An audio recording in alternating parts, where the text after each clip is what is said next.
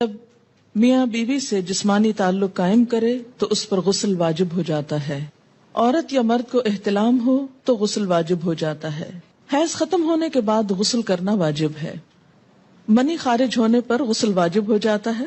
غسل جنابت میں پہلے دونوں ہاتھ دھونے چاہیے، پھر طہارت حاصل کر کے وضو کرنا چاہیے. غسل جنابت کا مسنون طریقہ یہ ہے. حضرت عائشہ رضی اللہ تعالی عنہا سے روایت ہے کہ جب رسول اللہ صلی اللہ علیہ وسلم غسل جنابت فرماتے تو پہلے اپنے دونوں ہاتھوں کو دھوتے، پھر دائیں ہاتھ سے بائیں ہاتھ پر پانی ڈال کر استنجا کرتے.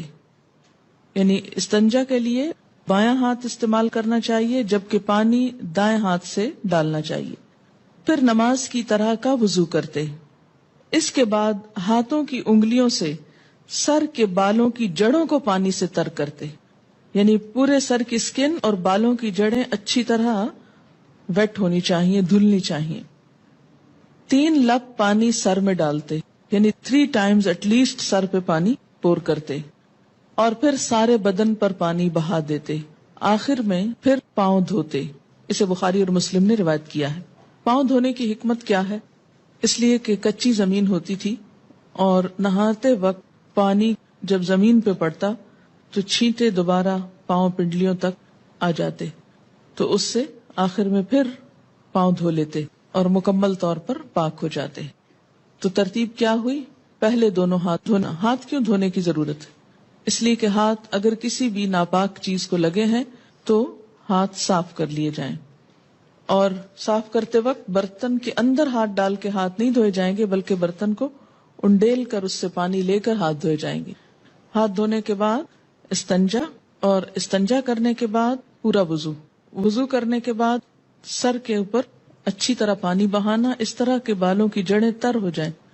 کوئی اگر چیز ایسی لگی ہوئی ہو کہ جس سے سکن تک پانی نہیں پہنچتا تو اس چیز کو کھرچنا اور صاف کرنا ضروری ہے. مثلا اگر چنگم لگ گئی ہے کہیں یا کوئی اور پینٹ لگ گیا ہے تو سکن سے اس کا ہٹانا ضروری ہے تاکہ سکن تک پانی پہنچے. اس کے بعد پورے جسم پہ پانی بہا لیا اور پھر آخر میں پاؤں دھو لیے. حضرت ثوبان رضی اللہ عنہ سے روایت ہے کہ صحابہ کرام نے نبی اکرم صلی اللہ علیہ وسلم سے غسل جنابت کے بارے میں سوال کیا تو آپ نے فرمایا کہ مرد اپنے سر کے بال کھولے اور انہیں دھوئے حتیٰ کہ پانی بالوں کی جڑوں تک پہنچ جائے، اور عورت کے لیے بالوں کو کھولنا ضروری نہیں، یعنی چٹیا وغیرہ ساری کھولنے کی ضرورت نہیں، بلکہ وہ اپنی دونوں ہتھیلیوں سے 3 لپ پانی اپنے سر میں ڈال لے پھر غسل مکمل کر لے. اسے ابو داؤد نے روایت کیا ہے. اس سے کیا پتہ چلتا ہے کہ سارے بال دھونا ضروری نہیں بلکہ سر کی سکن اور جڑیں بھگونا ضروری ہے، اور اس میں کوئی ایک بال برابر جگہ بھی خشک نہیں رہنی چاہیے. نیل پالش یا کوئی دوسری ایسی چیز جو جسم تک پانی نہ پہنچنے دے، اسے دور کیے بغیر غسل مکمل نہیں ہوتا، یعنی پاکی حاصل نہیں ہوتی. حضرت عائشہ رضی اللہ تعالی عنہا سے روایت ہے کہ حضرت فاطمہ بنت ابی حبیش رضی اللہ عنہا کو استحاضہ کی شکایت تھی. انہوں نے رسول اللہ صلی اللہ علیہ وسلم سے مسئلہ پوچھا تو آپ نے فرمایا یہ ایک رگ کا خون ہے، حیض کا نہیں. جب حیض شروع ہو تو نماز چھوڑ دو، جب ختم ہو جائے تو غسل کر کے نماز شروع کر دو. اسے بخاری نے روایت کیا ہے. تو استحاضہ کا جو سورس ہے وہ حیض کے سورس سے مختلف ہے. استحاضہ ایسے جیسے جسم کے کسی بھی اور حصے سے خون نکلنا. استحاضہ کی مریض خاتون کو حسب عادت حیض کے ایام شمار کر کے غسل کرنا چاہیے. حضرت ام حبیبہ رضی اللہ عنہا رسول اللہ صلی اللہ علیہ وسلم کی خدمت میں حاضر ہوئی اور استحاضہ کی شکایت کی. رسول اللہ صلی اللہ علیہ وسلم نے ارشاد فرمایا حسب عادت ایام حیض میں نماز نہ پڑھو، پھر ایام حیض ختم ہونے پر غسل کر لو. چنانچہ ام حبیبہ رضی اللہ عنہا ہر نماز کے لیے غسل کیا کرتی تھیں. اسے مسلم نے روایت کیا ہے. نماز سے مراد دوبارہ حیض سے پاک ہو کر نماز شروع ہونے کا وقت ہوتا تھا اس کے لیے. اس کا یہ مطلب نہیں ہے کہ ہر نماز کے ٹائم پہ غسل کرتی تھی. غسل حیض کا طریقہ یہ ہے.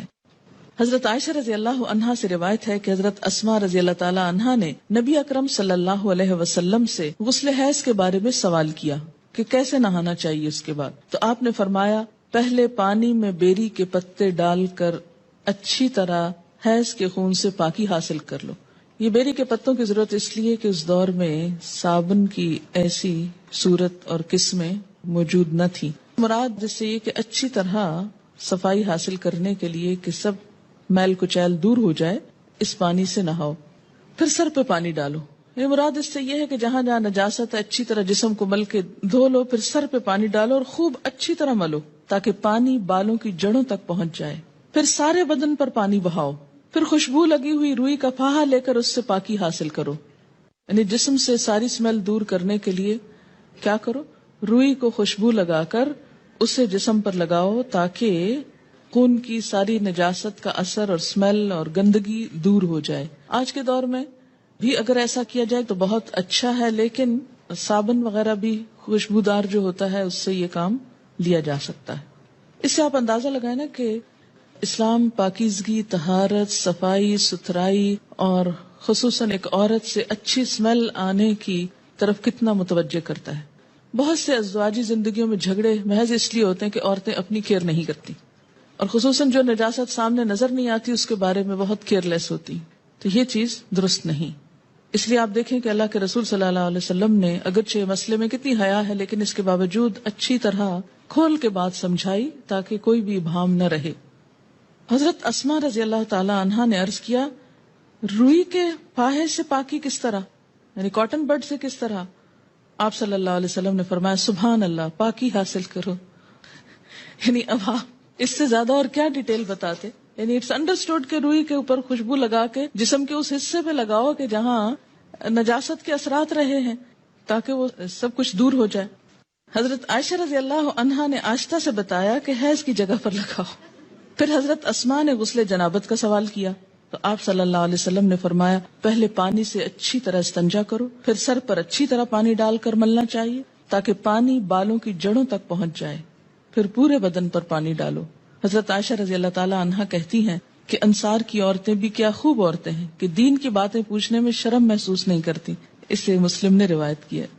عورت کے سر کے بالوں کی جڑوں میں چوٹی کھولے بغیر پانی پہنچ سکے تو چوٹی کھولنا ضروری نہیں، لیکن اگر نہ پہنچ سکے تو کھولنا ضروری ہے، کیونکہ بعض ممالک میں خواتین کے بال، مثلا افریقن کنٹریز میں آپ نے دیکھا ہوگا، اتنے تھک ہوتے ہیں کہ آسانی سے انگلی ان میں سے نہیں گزرتی، اور بعض چوٹیاں اس طرح جیسے ہمارے ہاں فرنٹیئر کے علاقے میں اتنی باریک باریک بالوں سے بنائی بھی ہوتی ہیں اور ان کو آپس میں پھر ان کے ڈیزائن بنے ہوئے ہوتے ہیں، اور بعض اوقات وہ اس طرح چپکا بھی دی جاتی ہیں کہ جس سے سکن تک پانی ڈائریکٹ نہیں پہنچ سکتا. تو ایسی صورت میں پھر ان مینڈیوں کو کھول دینا چاہیے.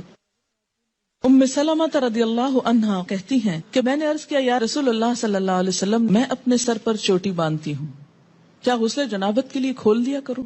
آپ نے فرمایا، نہیں، سر پر 3 لب پانی ڈال لینا کافی ہے اور اس کے بعد سارے بدن پر پانی بہا کر پاک ہو سکتی ہو. اسے مسلم نے روایت کیا ہے. حضرت عائشہ رضی اللہ تعالی عنہا سے روایت ہے کہ جب وہ غسل حیض کرنے لگی تو آپ صلی اللہ علیہ وسلم نے فرمایا، اپنے بال کھول لو اور غسل کرو. اسے ابن ماجہ نے روایت کیا. ینگ تھی، ان کے بال ہو سکتا بہت تھک ہو. حضرت ام سلمہ ایجڈ تھی، 4 بچوں کی ماں تھی، بال ایک ایک بچے کے بعد جھڑتے گئے اور ہلکے ہو گئے، اس لیے ان کے لیے کافی تھا کہ وہ پانی ڈال لیں. لیکن حضرت عائشہ کو آپ نے کچھ اور بتایا، اس لیے کہ ان کے بال تھک ہوں گے. غسل حیض یا غسل جنابت یا عام غسل کے دوران کلمہ شہادت پڑھنا یا ایمان کی صفات پڑھنا سنت سے ثابت نہیں. یعنی غسل اور طہارت کا تعلق پراپر طریقے سے ہے کہ پانی پورے جسم کو پہنچ جائے اور کوئی جگہ خشک نہ رہے. زبان سے کچھ بھی پڑھنے کی ضرورت نہیں.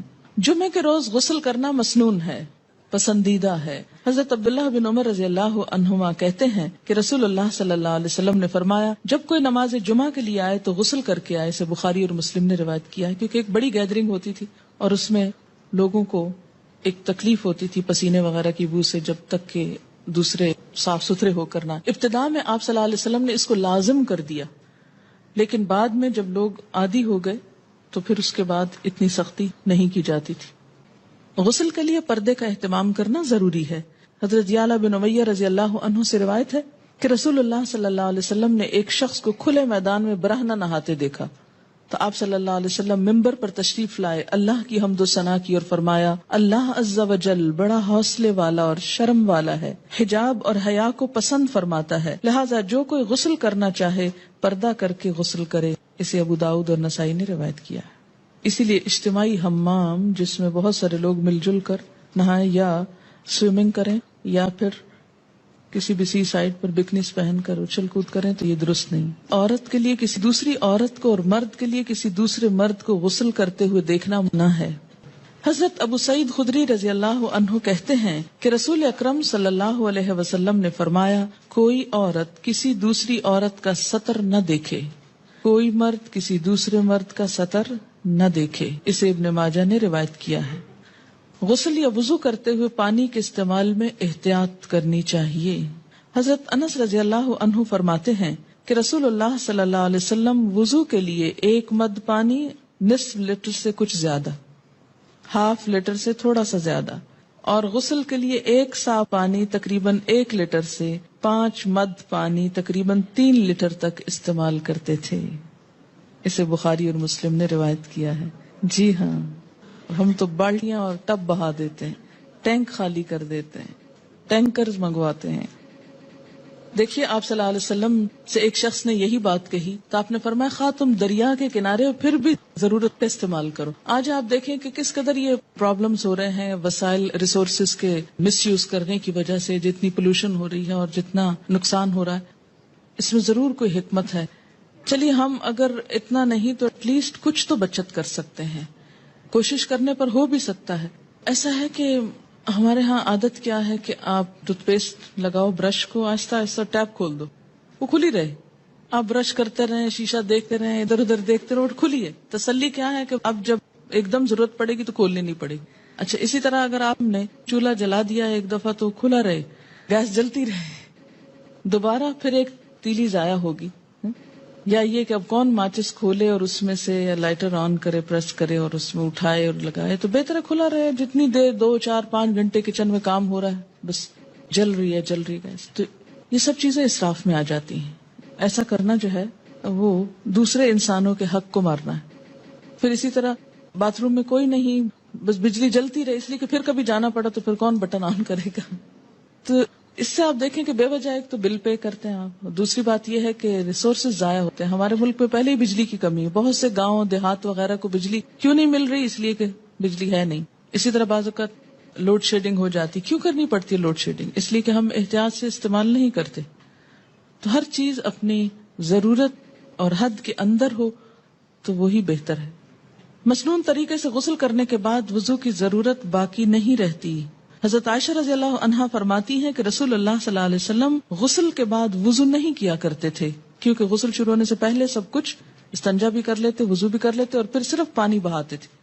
اسے ابو داؤد، ترمذی، ابن ماجہ، نسائی اور حاکم نے روایت کیا. اس سے کیا پتہ چلتا ہے کہ انسان اس کے بعد اگر نماز پڑھنا چاہے تو نماز بھی پڑھ سکتا ہے. ہمارے ہاں تو یہ تصور ہے نا کہ سر سے دوپٹہ اترا تو وضو ٹوٹ جائے گا، یا یہ ہے کہ اگر کپڑے چینج کیے تو وضو ٹوٹ جائے گا.